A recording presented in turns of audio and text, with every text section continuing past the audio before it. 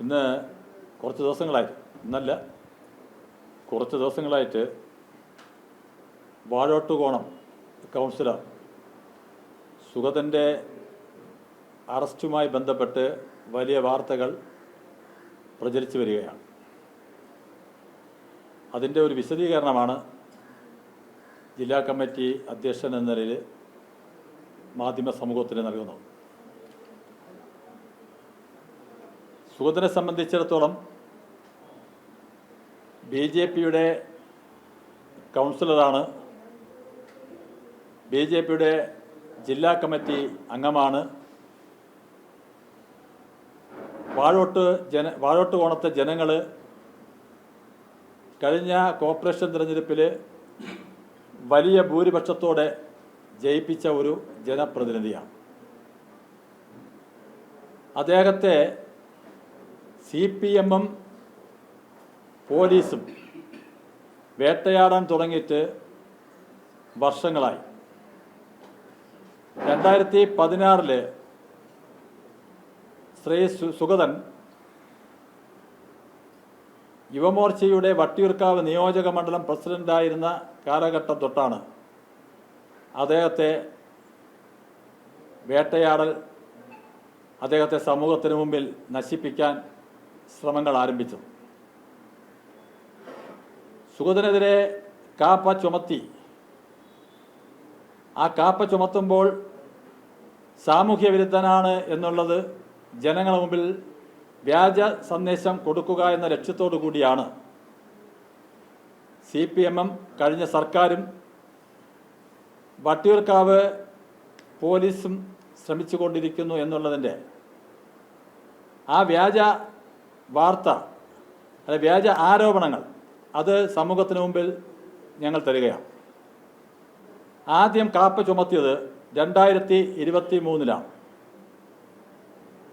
4/10/2023 28/CP/2023 പ്രകാരമാണ് ആദ്യത്തെ കാപ്പ ചുമത്തിയത്. ആ കാപ്പയിൽ നമുക്കറിയാം 6 മാസം അയാളെ നാട് വിട്ട് നിൽക്കണമെന്നാണ് ആ കാപ്പയിൽ ചുമത്തിയിട്ടുള്ളത്. അതിലെ അഡ്വൈസറി ബോർഡിൽ അപ്പീൽ പോയപ്പോൾ സുഗതൻ്റെ ഭാഗത്തു നിന്നും RG മെറ്റൽസിൻ്റെ ഉടമയും കൺസ്ട്രക്ഷൻ കമ്പനി നടത്തുന്ന അതിൻ്റെ ഉടമയും ഒരു പൊതുപ്രവർത്തകനും രാഷ്ട്രീയ പ്രവർത്തകനും ആയതിനാൽ സ്ഥലത്ത് നിന്ന് മാറി നിന്നാൽ ഉണ്ടാകുന്ന അദ്ദേഹത്തെയും അദ്ദേഹത്തിൻ്റെ പൊതുജീവിതത്തിനെയും ബിസിനസ്സിനെയും ബാധിക്കുന്നു. അത് കണ്ടതിലാണ് ബോർഡ് അയാളെ 6 മാസത്തേക്ക് നാട്ടിൽ നിന്ന് മാറി നിൽക്കേണ്ടെന്ന് പറഞ്ഞതും സ്റ്റേഷനിൽ വന്ന് ഒപ്പിടാൻ പറയാനുള്ള വിധി വന്നത്. രണ്ടാമത് 2025 അപ്പോഴും ഇവർ നിരാശരായി. ഇയാൾ നാട് കടത്താനുള്ള ഒരു ശ്രമം, ഈ മാധ്യമങ്ങൾ ഇന്നലെയൊക്കെ പ്രചരിപ്പിച്ചത് നാട് കടത്തി എന്നതാണ്. അത് നടത്തില്ല എന്നുള്ളതാണ് വ്യക്തമാക്കുന്നത്. 2025 വീണ്ടും 49/CP/2025 29/8/25 വീണ്ടും ഉത്തരവിറക്കി. വീണ്ടും ട്രാൻസ്ലൊക്കേഷൻ പറഞ്ഞു, മാറി നിൽക്കണം, നാട്ടിൽ നിന്ന് മാറണം. വീണ്ടും ബോർഡിൽ അപ്പീൽ പോയി. വീണ്ടും അപ്പീൽ അംഗീകരിച്ചുകൊണ്ട് ഞായറാഴ്ചകളിൽ ഒപ്പിടാൻ പറഞ്ഞു. ട്രാൻസ്ലൊക്കേഷൻ വിധിയെ റദ്ദ് ചെയ്തു.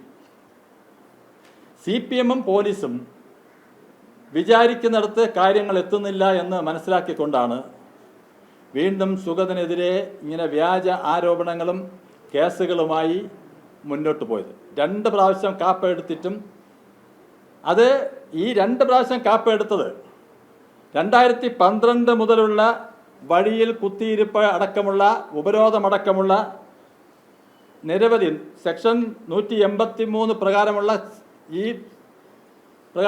ചെറിയ കേസുകൾ കൂട്ടി കോർത്താണ് ഈ 2 കാപ്പയും എടുത്തിട്ടുള്ളത് എന്നുള്ളതാണ് നിങ്ങൾ മനസ്സിലാക്കേണ്ടത്.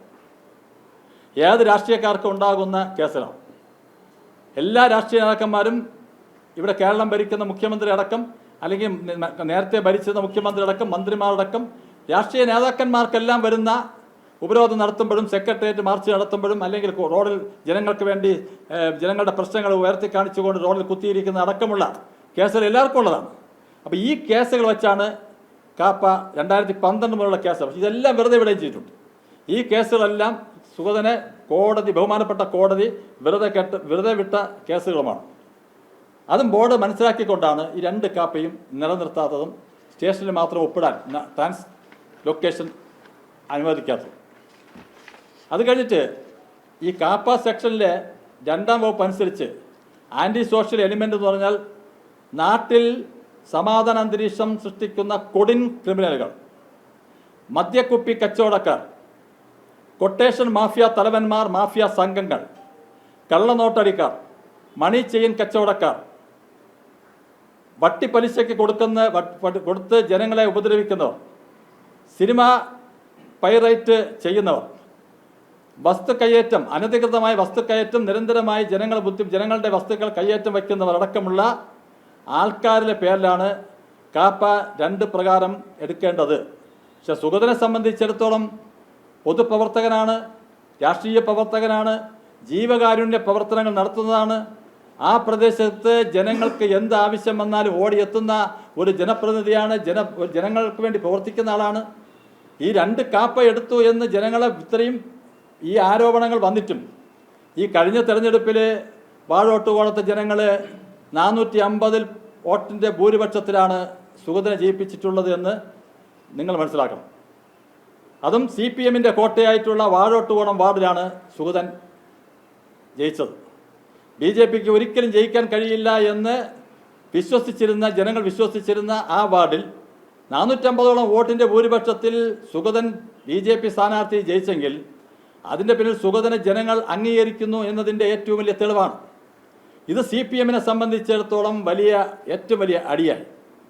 CPM നിയമസഭാ തെരഞ്ഞെടുപ്പുമായി ബന്ധപ്പെട്ട് ഒരു കൊടും ക്രിമിനലായിട്ടുള്ള ഒരു ക്രിമിനൽ ബുദ്ധിയുള്ള ക്രിമിനൽ ചിന്താഗതിയുള്ള ഒരു SHOയെ കൊണ്ടവിടെ ഇരുത്തി. പർപ്പസായിട്ട് വട്ടിയൂർക്കാവ് സ്റ്റേഷനിലെ SHOയെ കൊണ്ട് ഇരുത്തി തന്നെ ഒരു മുൻ MLA-യുടെ ഒത്താശയോടുകൂടിയും ആ മുൻ MLA-യുടെ വിജയത്തിന് വിഘാതമായി നിൽക്കുന്നു എന്ന് മനസ്സിലാക്കിക്കൊണ്ട്, ഇനി തനിക്ക് ജയിക്കാൻ കഴിയില്ല എന്ന് മനസ്സിലാക്കിക്കൊണ്ട് ഈ സുഗതനെയും BJP-യും തകർക്കുക എന്ന ലക്ഷ്യത്തോടു കൂടിയാണ് ഈ SHO വിപിൻ എന്ന് പറയുന്ന ഒരു ക്രിമിനൽ ബുദ്ധിയുള്ള ഒരു പോലീസ് ഓഫീസറെ അവിടെ നിയമിച്ചത്.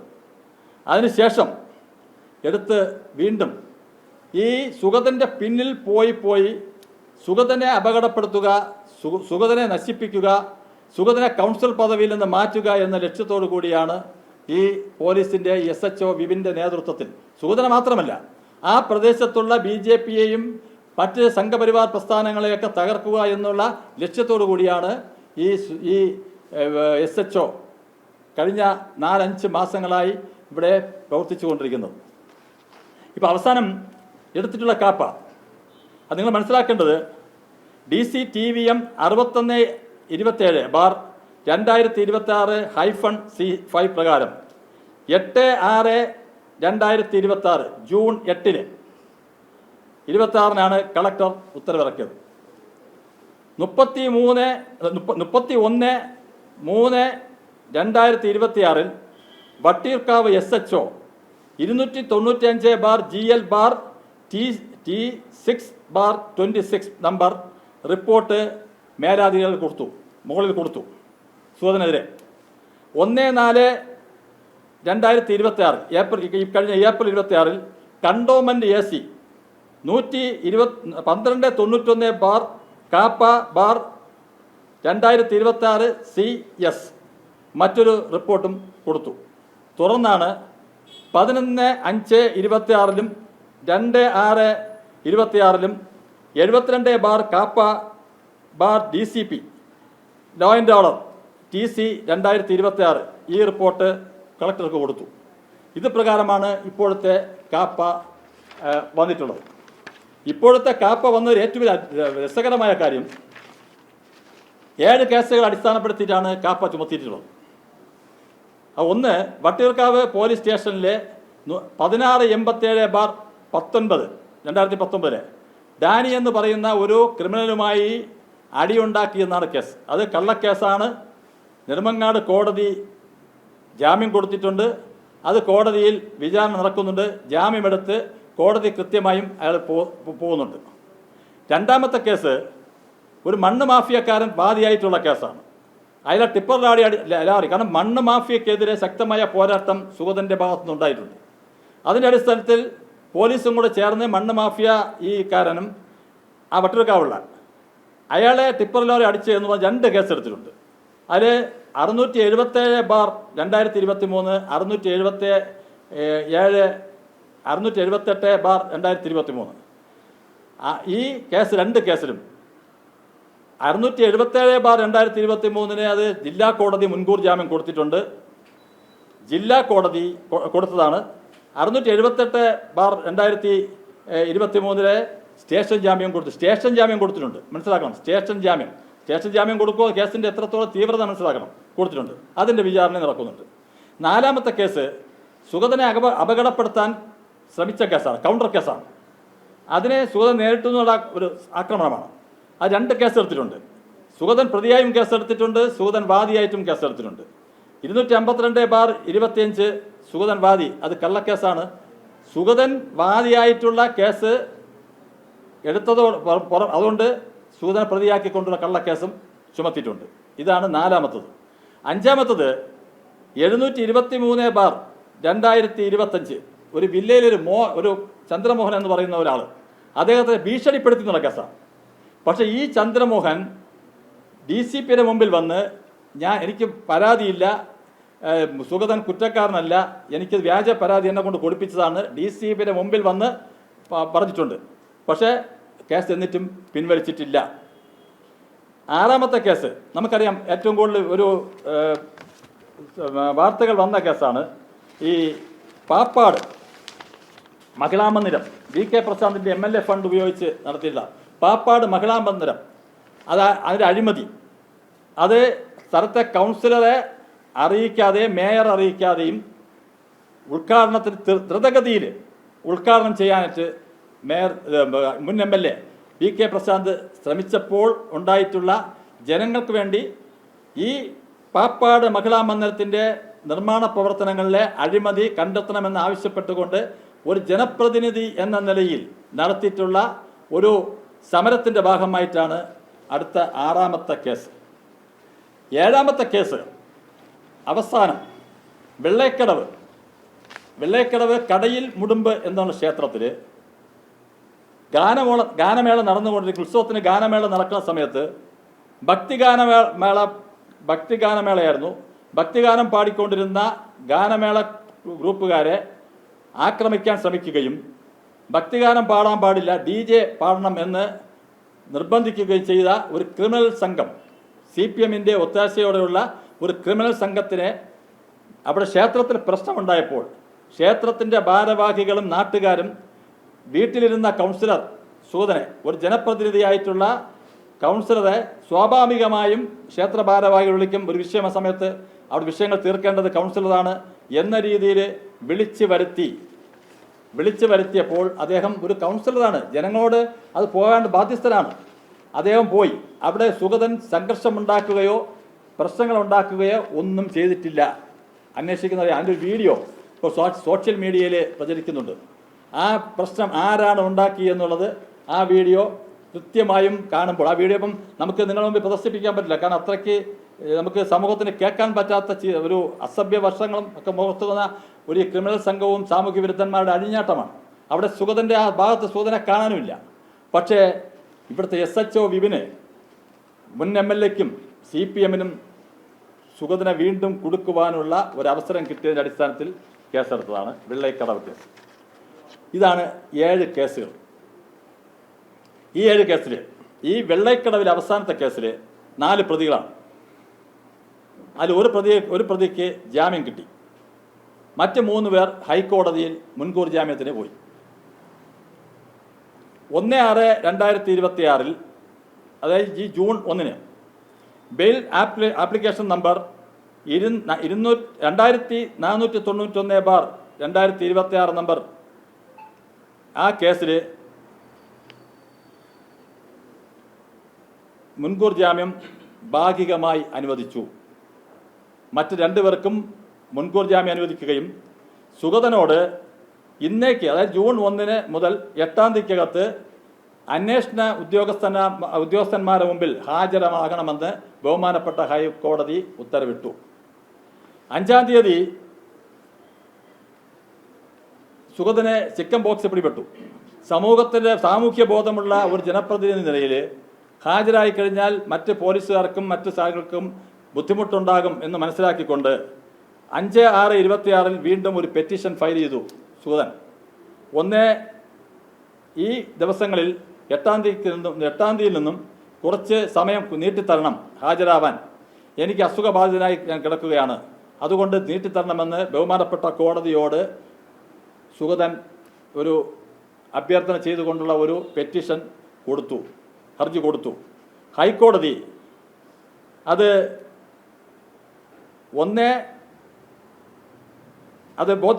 ഹൈക്കോടതി ബോധ്യപ്പെടുന്ന അടിസ്ഥാനത്തിൽ 9 തീയതിയാണ് സുഗതനെ അറസ്റ്റ് ചെയ്യുന്നത്. 10 തീയതി ബഹുമാനപ്പെട്ട ഹൈക്കോടതി 2 ആഴ്ച സമയം സുഗതന് നീട്ടിക്കൊടുത്തിട്ടുണ്ട്. 9 തീയതി അറസ്റ്റ് ചെയ്തു. അപ്പോൾ ഈ പെറ്റീഷൻ 5 തീയതി കൊടുത്തത് SHOയ്ക്കും എല്ലാം വിവരം കിട്ടും. അതിനു മുമ്പേ സുഗതനെ പിടിക്കണം എന്നുള്ളൊരു വാശി. അപ്പോൾ 8 തീയതിയാണ് കാപ്പ ചുമത്തുന്നത്. സുഗതൻ്റെ കയ്യിൽ കാപ്പ ചുമത്തിയതിൻ്റെ നോട്ടീസോ ഒന്നും കൊടുത്തിട്ടില്ല. കാപ്പ ഉണ്ടെന്നുള്ള വിവരവും കൊടുത്തിട്ടില്ല. സുഗതൻ ഒളിവിലൊന്നും പോയിട്ടില്ല. സുഗതൻ അവിടെ തന്നെ ഉണ്ട്. അദ്ദേഹം ചിക്കൻ ബോക്സ് ആയതുകൊണ്ട് വീട്ടിൽ കിടന്ന സുഗതന് ബഹുമാനപ്പെട്ട കോടതി മനസ്സിലാക്കിയത് കൊണ്ടാണ് 10 തീയതി ബഹുമാനപ്പെട്ട കോടതിയുടെ ഉത്തരവ് പ്രകാരം 10 തീയതി മുതൽ 25 തീയതി വരെ സമയം നീട്ടിക്കൊടുത്തു സുഗതന്. ഇപ്പോൾ നാം മനസ്സിലാക്കേണ്ട കാര്യം, ഹൈക്കോടതി ഈ 10 ദിവസം നീട്ടിക്കൊടുക്കുമ്പോൾ, 2 ആഴ്ച നീട്ടിക്കൊടുക്കുമ്പോൾ ആ ബഹുമാനപ്പെട്ട ഹൈക്കോടതിന് മുമ്പിൽ ഈ കേസിന് എത്രത്തോളം കാഠിന്യമുണ്ട് എന്ന് നാം മനസ്സിലാക്കണം. അതാണ് ലാസ്റ്റ് വന്നിട്ടുള്ളത്. ഇത് ഹൈക്കോടതി 2 ആഴ്ച നീട്ടിക്കൊടുക്കുമെന്ന് മനസ്സിലാക്കിക്കൊണ്ടാണ് അതിക്രമിച്ച് കയറി വീട്ടിൽ 2 പ്രായപൂർത്തിയാകാത്ത 2 കുട്ടികളെ തോക്ക് ചൂണ്ടുകയും സുഗതനും ഭാര്യയും, തൊട്ടടുത്ത് താമസിക്കുന്ന സുഗതൻ്റെ ചേട്ടനും ഭാര്യയും അല്ലാതെ അവിടെ ആ വീട്ടിൻ്റെ പരിസരത്ത് ആരുമില്ലായിരുന്നു. അവിടെ തോക്ക് വെടിവെക്കേണ്ട കാര്യമില്ല. ഈ ചില സമയത്തൊക്കെ നമുക്കൊരു ജോക്കായിട്ടാണ് തോന്നുന്നത് ഈ പോലീസുകാരുടെ പ്രവൃത്തി. ഇവരിങ്ങനെ വെറുതെ കയ്യിൽ തോക്കുണ്ടെങ്കിൽ ചുമ്മാ അങ്ങ് വെടിവെച്ച് കളിക്കാമെന്നുള്ള ഒരു ഉദ്ദേശത്തോടു കൂടിയാണ് ഈ ഒരു എന്താണെന്ന് നമുക്ക് മനസ്സിലാവണില്ല. കാരണം അവിടെ പരിസരത്ത് ആരും അറിഞ്ഞില്ല. 9:30 മണിക്ക് വന്ന് കയറുന്നു. മഴ ആയതുകൊണ്ട് ഒതുങ്ങി നിൽക്കട്ടെ സഹോദരി എന്ന് സുഗതൻ്റെ ഭാര്യയെടുത്ത് പറയുന്നു. ഒതുങ്ങി നിൽക്കുന്നവരെ അതിക്രമിച്ചാൽ കയറുകയാണ്. ഷർട്ടിടാതെ, ചിക്കൻ ബോക്സ് ആയതുകൊണ്ട് ഷർട്ടിടാതെ കിടക്കുന്ന സുഗതനെ ആക്രമിക്കുന്നു. പിള്ളേരെ 14 വയസ്സുകാര മോൻ എൻ്റെ അച്ഛനെ കൊണ്ടുപോകരുതെന്ന് മോനും 8 വയസ്സായ കുട്ടി മോളും കേണപേക്ഷിച്ചു എൻ്റെ അച്ഛനെ കൊണ്ട്. ഭാര്യ പറയുന്ന വീഡിയോ ഉണ്ട്. അദ്ദേഹം സ്റ്റേഷനിൽ ഹാജരാവും എന്ന് പറഞ്ഞിട്ട് പോലും വാശിയും വൈരാഗ്യവും കാണിക്കാൻ തന്നെയാണ് പോലീസ് തോക്കെടുത്ത് വെടിവെച്ചിട്ടുള്ളത്. തോക്കെടുത്ത് വെടിവെച്ച് വലിയ ആളാവാനും ഒക്കെ ശ്രമിക്കും, ലോകം മുഴുവൻ അറിയിക്കാനും. സുഗതൻ ഇതിനേക്കാളും വലിയ ഭയങ്കരമായ ഒരു കൊടും ക്രിമിനലാണ്, BJPയുടെ കൗൺസിലർ എന്ന് വരുത്തി തീർക്കാനുമുള്ള ശ്രമത്തിൻ്റെ ഭാഗമായിട്ടാണ് ഈ തോക്ക് ഉപയോഗിച്ചതും. ഇത്രയും നീചമായ പ്രവൃത്തി ഞങ്ങളതിനെ ബാലാവകാശ കമ്മീഷനും വനിതാ കമ്മീഷനും അടക്കമുള്ള സ്ഥാപനങ്ങളെ ഞങ്ങൾ കാണുകയാണ്. നീതിപരമായിട്ടുള്ള നിയമത്തിൻ്റെ വഴിയിൽ ഞങ്ങൾ പോകാൻ തീരുമാനിച്ചിട്ടുണ്ട്. ഇത് വെറും ഈ SHO വിപിൻ പോലീസ് ഉദ്യോഗസ്ഥന്മാരുടെയും നീചമായ പ്രവൃത്തിക്കെതിരെ ശക്തമായി മുന്നോട്ട് പോകാനാണ് ഞങ്ങൾ പാർട്ടി ശ്രമിക്കുന്നത്. അതിനുവേണ്ടിയുള്ള ശ്രമങ്ങളാണ് ഞങ്ങൾ നടത്തിക്കൊണ്ടിരിക്കുന്നത്. 2 തവണ കാപ്പ ചുമത്തിയിട്ടും സാമൂഹ്യ വിരുദ്ധനാണെന്ന് പാടി പ്രചരിപ്പിച്ചിട്ടും വാഴോട്ടുകോണത്ത് ജനങ്ങൾ ശിരസ വഹിച്ചു, സുഗതനെ സ്വീകരിച്ചു. സുഗതനെ ഞങ്ങളുടെ ജനപ്രതിനിധിയായി വേണം, ജാതിയും മതവും രാഷ്ട്രീയവും ഇല്ലാതെ വോട്ട് ചെയ്തതിൻ്റെ അടിസ്ഥാനത്തിലാണ് CPMൻ്റെ കോട്ടയായിട്ടുള്ള വാഴോട്ടുകോണത്ത് ഞങ്ങൾക്ക് ജയിക്കാൻ കഴിഞ്ഞത്.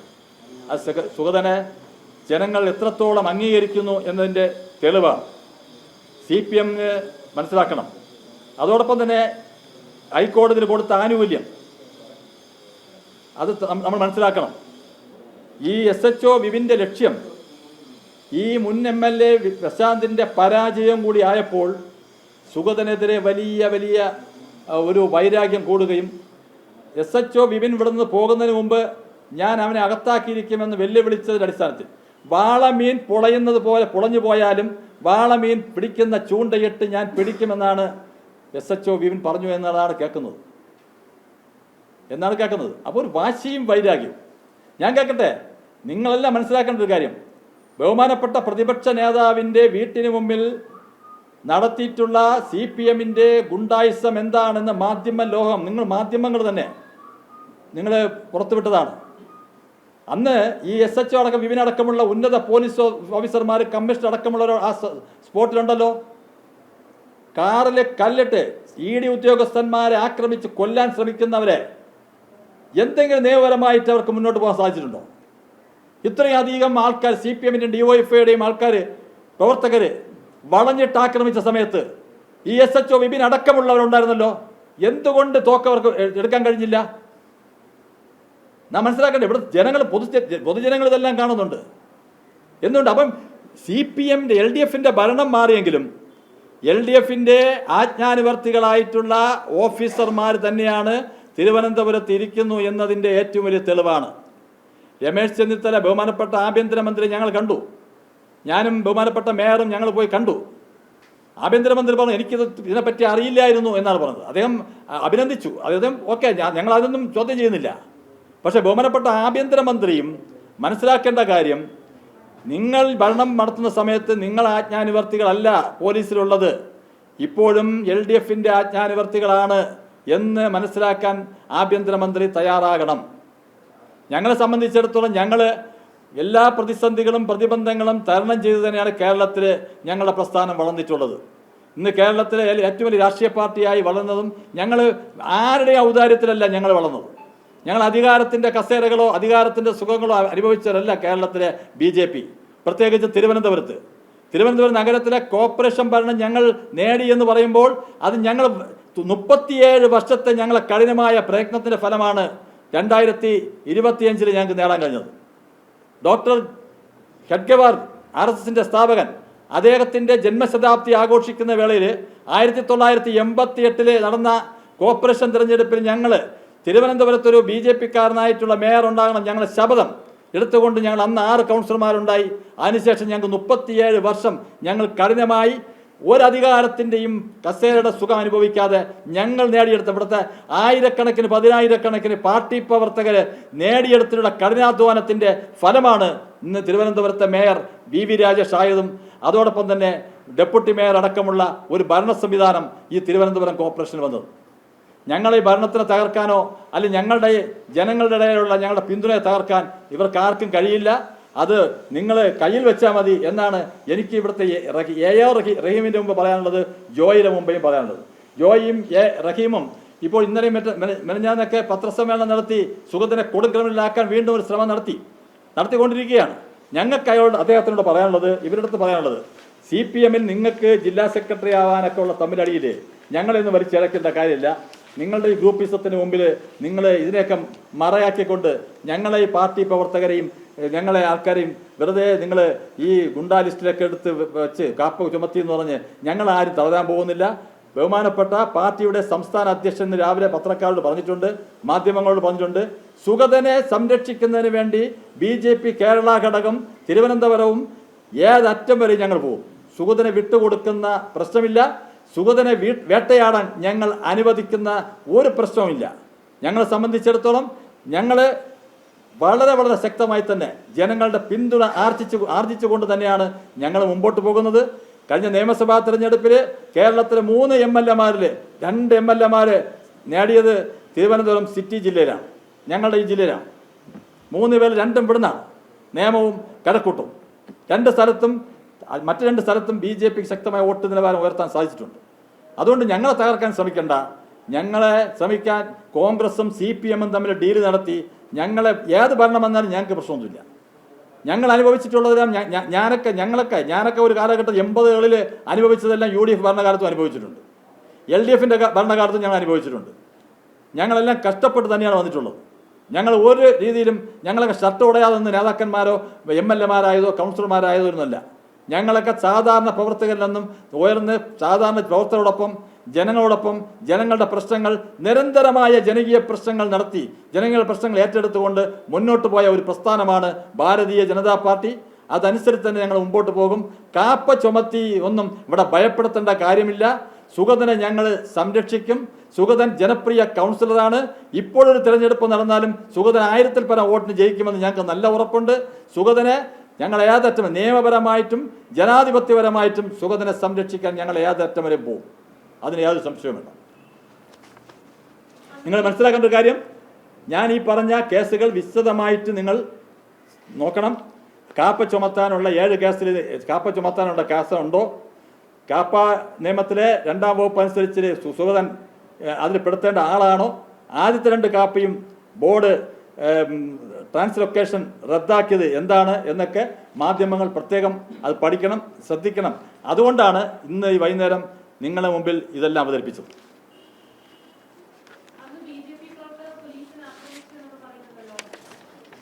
എന്ന് BJP പ്രവർത്തകർ ആക്രമിച്ചു എന്ന് ആര് പറഞ്ഞേ? അവിടെ സുഗതൻ്റെ ഭാര്യയും 2 മക്കളും, പ്രായപൂർത്തിയാകാത്ത 2 മക്കളും, സുഗതൻ്റെ ചേട്ടൻ തൊട്ടടുത്ത് താമസിച്ച ചേട്ടൻ അറിഞ്ഞുകൊണ്ട് ചേട്ടനും ചേട്ടത്തിയും ഭാര്യയും ചേട്ടനും ഭാര്യയും അല്ലാതെ വീട്ടിനകത്ത് ആരുമില്ല. നിങ്ങൾക്ക് ആ വീഡിയോ കാണുമ്പോൾ അറിയാലോ. സുഗതൻ്റെ ഭാര്യ കടന്ന് വിളിക്കുന്നു, മക്കൾ വിളിക്കുന്നു, സുഗതൻ്റെ ചേട്ടൻ വിളിക്കുന്നു, സുഗതൻ്റെ ചേട്ടൻ്റെ ഭാര്യ ചേട്ടത്തി വിളിക്കുന്നു. അല്ലാതെ നിങ്ങൾക്ക് യാതൊരു BJP പ്രവർത്തകർ വീഡിയോ പ്രചരിപ്പിക്കുന്നുണ്ടല്ലോ. വെടിവെക്കേണ്ട ഒരു കാര്യമില്ല. എന്താ വെടിവെക്കേണ്ട ആവശ്യം? അനധികൃതമായി ജനങ്ങൾ കൂട്ടം കൂടുമ്പോൾ സമയത്താണല്ലോ വെടിവെക്കേണ്ടത്. പോലീസ് കയ്യിൽ തോക്ക് കൊണ്ടും വെടിവെക്കാൻ തന്നെയാണ് ഞങ്ങൾ പറയുന്നില്ല. പക്ഷെ അവിടെ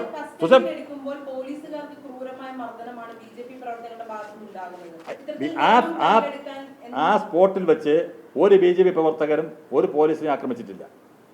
വ്യക്തമായി ഞങ്ങൾ വെല്ലുവിളിക്കുകയാണ്. വ്യക്തമാക്കട്ടെ അവിടെ എത്ര BJP പ്രവർത്തകരുണ്ടായിരുന്നു എന്നുള്ളത് വ്യക്തമാകട്ടെ. ഞങ്ങൾ മണ്ഡലം പ്രസിഡന്റ് വന്നില്ല, അദ്ദേഹം പറയുകയാണ്. വ്യക്തമാക്കട്ടെ. ഞങ്ങൾ വെല്ലുവിളിക്കുകയാണ്. സുഗതൻ്റെ വീട്ടിൽ എത്ര BJP-ക്കാരുണ്ടായിരുന്നു? പോലീസിനെ ആക്രമിച്ചു എന്ന് പറയുന്നത് യാതടിസ്ഥാനത്തിലാണ്? സുഗതനെ ഞാൻ കേൾക്കട്ടെ, ഇതെന്താണ് ഈ സുഗതൻ്റെ ഇങ്ങനെ കയറി? നിങ്ങൾ ചിന്തിച്ചാൽ മതി. ഈ തോക്കെടുക്കേണ്ട സമയത്ത് തോക്ക് എടുക്കുന്നുണ്ടോ? ബഹുമാനപ്പെട്ട പ്രതിപക്ഷ നേതാവിൻ്റെ മുമ്പിൽ മാധ്യമങ്ങൾ തന്നെ ശക്തമായി പ്രതിഷേധം അറിയിച്ചതല്ലേ? അവിടെ എന്താ തോക്കെടുക്കാത്തെ? ഇവരെല്ലാം ഉണ്ടായിരുന്നല്ലോ.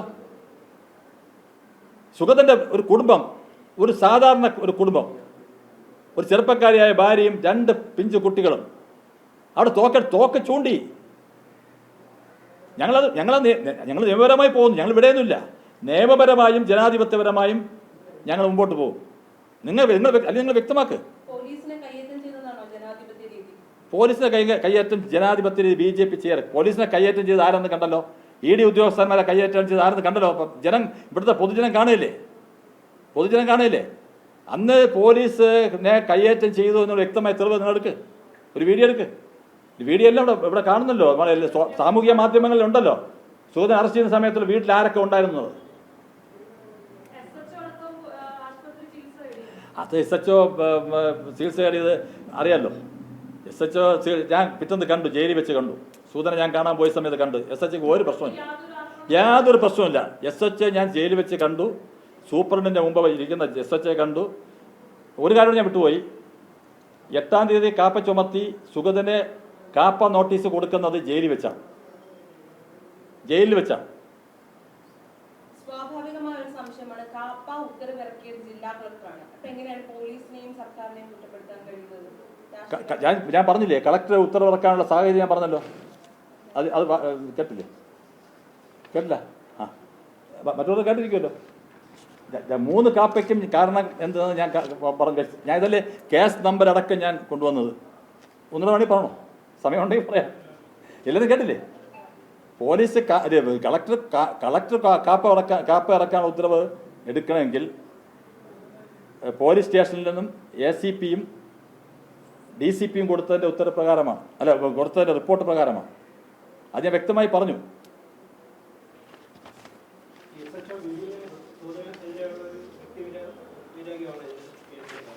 സംശയം തോന്നുന്നു. അന്നത്തെ ഭരണകക്ഷിക്ക് വേണ്ടിയുള്ള ഒത്താശയ്ക്ക് വേണ്ടി അവരെല്ലാ കാര്യത്തിനും ഒത്താശ ചെയ്യാൻ തന്നെയാണ് വട്ടിയൂർക്കാവ് സ്റ്റേഷനിൽ കൊണ്ടുവന്നത്. അത് വ്യക്തമാണ്. അന്നത്തെ മുൻ MLA ആജ്ഞാനുവർത്തിയായും ഞാൻ അന്ന് കഴിഞ്ഞ മലമുകളിലെ വിഷയം വന്നപ്പോൾ ഞാൻ പറഞ്ഞിരുന്നു, വട്ടിയൂർക്കാവ് സ്റ്റേഷൻ CPM ഓഫീസായി മാറിയിട്ടുണ്ടായിരുന്നു. ആ സമയത്ത് തെരഞ്ഞെടുപ്പ് സമയത്ത് 10 മണിക്ക് ക്ലോസ് ചെയ്യേണ്ട മൈക്ക് സിസ്റ്റം ക്ലോസ് ചെയ്യണമെന്നുള്ള നിയമം ഇരിക്കെ 9:15 ആകുമ്പം BJPയുടെ മുഴുവൻ വണ്ടികളും ശ്രീലേഖയുടെ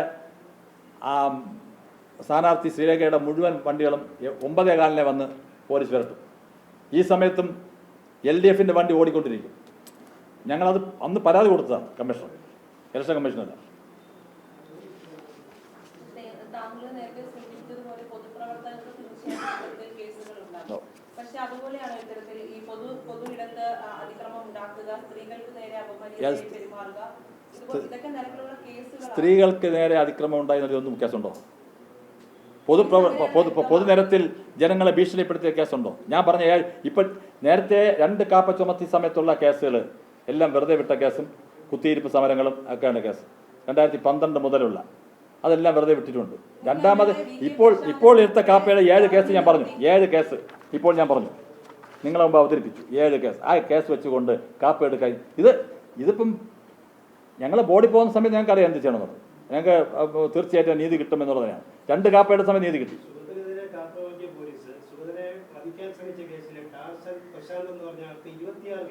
അതെ, അതുകൊണ്ട് എടുത്തിട്ടില്ല.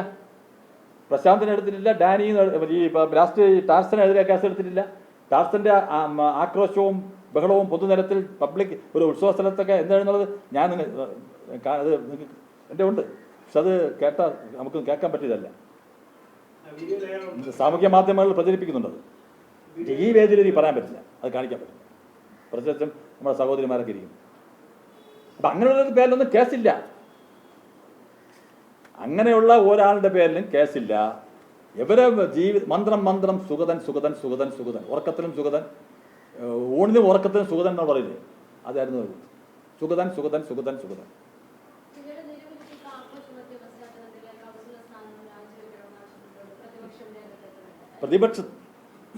പ്രതിപക്ഷം അവർ 45 വർഷമായി സുഖലോലുപതയിലിരുന്ന് കോർപ്പറേഷനെ വിറ്റ് കാശാക്കി സർവത്ര അഴിമതിയുടെയും കേരളത്തിൻ്റെ സർവത്ര അഴിമതിയുടെയും ഉറവിടമാക്കി മാറ്റിയ തിരുവനന്തപുരം കോർപ്പറേഷൻ അവർ ഒരിക്കലും പ്രതീക്ഷിച്ചില്ല അവരെ കയ്യിൽ നിന്ന് പോകുന്നു.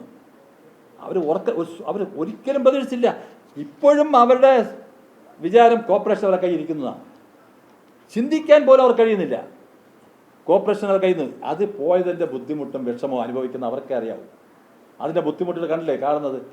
5 മാസത്തെ കോർപ്പറേഷൻ ഭരണം ഈ തിരുവനന്തപുരം കോർപ്പറേഷനിലെ ജനങ്ങളുടെ ഏറ്റവും വലിയ പിന്തുണാർജിച്ചുകൊണ്ട് മുമ്പോട്ട് പോവുകയാണ് ഭരണസമിതി, മേയറും ഡെപ്യൂട്ടി മേയർ അടക്കമുള്ള ഭരണ സംവിധാനം. വ്യക്തമായും ജനങ്ങൾക്ക് കൊടുത്ത വാക്കുകൾ പാലിച്ചുകൊണ്ട് അഴിമതിക്കെതിരെ സന്ധിയില്ലാ പോരാട്ടമാണ് നടത്തുന്നത്. അനധികൃത കയ്യേറ്റക്കാർക്കെതിരെ ശക്തമായ നിലപാടെടുക്കുന്നത്. മാധ്യമ സുഹൃത്തുക്കൾ വരെ എൻ്റെ പല പറഞ്ഞിട്ടുണ്ട്. കോർപ്പറേഷൻ അധികാരത്തിൽ വന്ന് ഇന്ന കാര്യങ്ങൾ ചെയ്യണമെന്ന് എൻ്റെ പല മാധ്യമ സുഹൃത്തുക്കളും പറഞ്ഞിട്ടുണ്ട്, ജനങ്ങൾ പറഞ്ഞിട്ടുണ്ട്. അക്ഷരാർത്ഥത്തിൽ കൃത്യമായി തന്നെ ഞങ്ങൾ മുമ്പോട്ട് പോവുകയാണ്.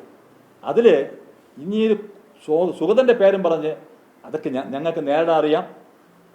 ഈ കൗൺസിൽ സ്ഥാനം സുഗതൻ രാജിവെക്കണോ ഇല്ലെന്നതൊക്കെ അതൊക്കെ ഞങ്ങൾ അതിലൊന്നും ആരും ഈ എന്താ സ്വപ്നം കാണണ്ട, ആരൊന്നും ഇത് എല്ലാം തകർത്ത് അടുത്ത ഞങ്ങൾക്ക് ഇല്ല അതൊക്കെ അതനുസരിച്ച് നിയമപരമായിട്ടൊക്കെ ഞങ്ങൾ മുന്നോട്ട് പോകും. അതൊക്കെ എന്ത് തർക്കമാവട്ടെ ഞങ്ങളതൊക്കെ മുന്നോട്ട് പോകും. ഇവർ സമരം നടത്തിയാലും അവിടെ വന്ന് കുറേ പ്ലക്കാർഡ് പിടിച്ചിരുന്നാലും ഞങ്ങൾ പ്ലക്കാർഡ് പിടിച്ചിരുന്നത് 45 വർഷം അല്ലെങ്കിൽ കഴിഞ്ഞ 10 വർഷക്കാലം തിരുവനന്തപുരം കോർപ്പറേഷൻ കഴിഞ്ഞ ഈ ലാസ്റ്റ് 5 വർഷമൊക്കെ ഞങ്ങൾ ശക്തമായിട്ടുള്ള കാരണങ്ങൾ ഉന്നയിച്ചുകൊണ്ടാണ് ഞങ്ങൾ പ്ലക്കാർഡ് ഇരുന്നതും ഞങ്ങൾ ശക്തമായ സമരങ്ങൾ നടത്തിയിട്ടുള്ളത്. അതിനെയൊക്കെ ഞങ്ങൾ ഇത്രയൊക്കെ എത്തിച്ചില്ലേ, ഇതുവരെ എത്തിയില്ലേ? ഞങ്ങൾക്ക് അറിഞ്ഞൂടെ നമുക്കിത് എങ്ങനെ കൊണ്ടുപോകണമെന്നുള്ളത്? നമ്മുടെ ഇന്ത്യ മഹാരാജ്യം 12 വർഷമായി ഭരിക്കുന്ന രാഷ്ട്രീയ പാർട്ടിയല്ലേ. ഇതൊക്കെ ഞങ്ങൾക്കറിയാം. ഇതൊക്കെ ഈ CPM ഈ മലർ പൊടിക്കാരൻ്റെ സ്വപ്നം എന്നൊക്കെ പറയുന്നില്ലേ എപ്പോഴേ, അതൊന്നും കണ്ടിട്ടൊന്നും പനിക്കണ്ട. അവർക്ക് വീണ്ടും ഇങ്ങോട്ട് കിട്ടുമെന്ന് പ്രതീക്ഷിക്കേണ്ട. ഇനി ഒരിക്കലും അവർക്ക് തിരുവനന്തപുരം കോർപ്പറേഷൻ CPM കിട്ടുമെന്ന് പ്രതീക്ഷിക്കേ വേണ്ട. അതൊക്കെ ഞങ്ങൾ ഏതൊക്കെ നിയമത്തിൻ്റെ അടിസ്ഥാനത്തിൽ ഞങ്ങളെ കൗൺസിലറെ രക്ഷിക്കാൻ കഴിയുമോ? നിയമപരമായി ഞാൻ പറഞ്ഞു ഞങ്ങൾ മുന്നോട്ട് പോകും. അതിലൊന്നും ദീപക്കും അല്ലെങ്കിൽ റഹീമും ജോയിയും വന്ന് ഇരുന്ന് അവിടെ നിന്ന് ഒന്നും കാര്യമില്ല. അവരെന്തൊക്കെ സമരങ്ങൾ പ്ലാൻ ചെയ്യുന്നു എടുക്കുമെന്ന് പറയുന്നത് കേട്ട് കഴിഞ്ഞാൽ 5 മാസം പ്രായപൂർത്തിയായിട്ടുള്ള ഒരു ഭരണം ഇവിടെ വന്ന് അങ്ങ് എല്ലാം ചെയ്യാന്ന് 45 വർഷം തുലച്ചടുക്കിയിട്ട് പോയവരാണ് ഞങ്ങളെ കുറ്റം പറയാൻ. ഇപ്പോഴല്ലോ ശാന്തി കവാടത്തിനെതിരെ മുമ്പ് അവിടെ നിന്ന് സമരം നടത്തിയില്ലേ? മേയർ ഡൽഹിയിലായ സമയത്ത് 1 മാസം, ജനുവരിയിൽ അല്ല ഫെബ്രുവരിയിൽ 2 മാസമായില്ല നടത്തിയില്ലേ?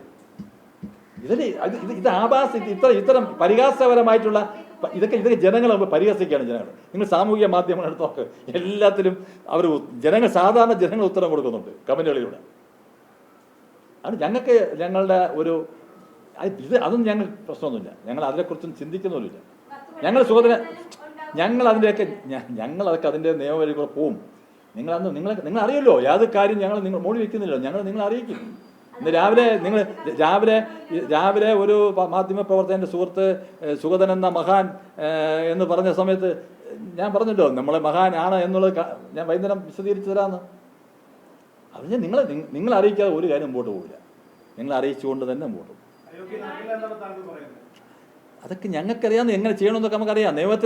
നിയമത്തിൻ്റെ വഴി കൂടെ ഞങ്ങൾ പോയി അത് കൃത്യമായി നമുക്ക് എത്തിക്കും. സുഗതൻ ഈ ഭരണവും സുഗതൻ എല്ലാം അവിടെ നിലനിൽക്കും. വരട്ടെ ദിവസങ്ങളിപ്പം ഞങ്ങൾ ഇന്നും വെള്ളിയാഴ്ച, നാളെ ശനി, സെക്കൻഡ് സാറ്റർഡേ, ഞായറാഴ്ച അവധിയാണ്. തിങ്കളാഴ്ച തൊട്ട് ഞങ്ങൾ അതിൻ്റെ നിയമപരമായ പോരാട്ടങ്ങൾ ആരംഭിക്കും. ഇപ്പം ആരംഭിച്ചു കഴിഞ്ഞു.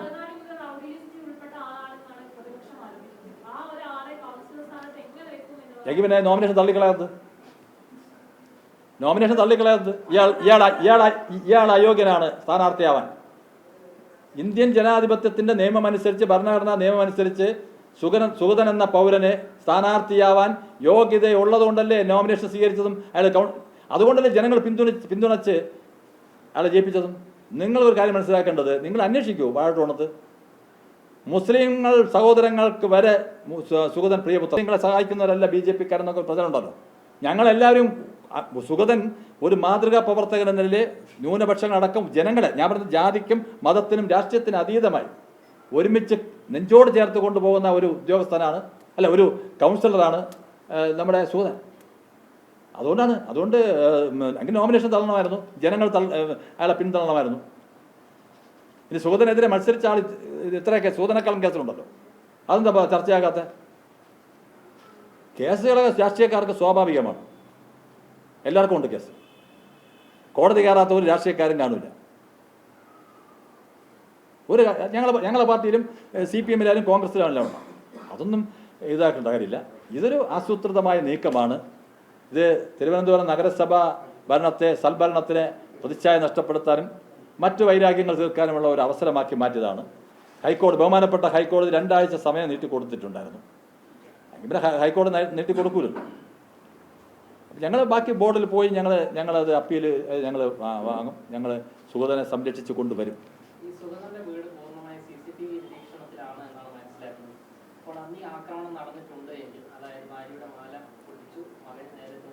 അന്വേഷിച്ച് പോലീസ്